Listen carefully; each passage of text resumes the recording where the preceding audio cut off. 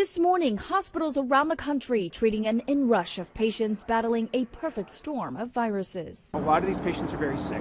In preparation of this winter surge, the Biden administration is once again offering households free COVID-19 testing kits at covidtests.gov. We still had some resources left. White House health officials urging people to test themselves if they have symptoms and before visiting with family this holiday season. The president's plan comes as the country faces a rise in respiratory viruses, COVID-19, RSV, and the flu. Flu is rising in many parts of the country. We're probably the worst flu outbreak we've seen in a decade. One boy in San Diego County so sick with 2 strains of the flu, he was put on a ventilator and 2 weeks later, still in the ICU. His father urging others to get vaccinated. It was so bad that I was scared that he wasn't going to make it.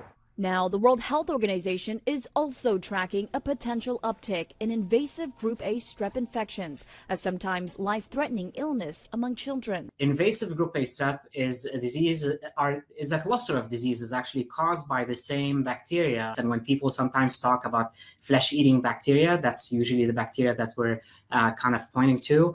It can cause sepsis. Most of those patients, their illness is obviously worse than the typical strep throat infections. One doctor saying the ongoing shortage of the antibiotic amoxicillin could also be exacerbating the situation. The overlapping viral surges are causing some patients with back-to-back illnesses to suffer for longer, weeks, sometimes months, rather than days, according to the Washington Post. M. Nguyen, ABC News, Washington.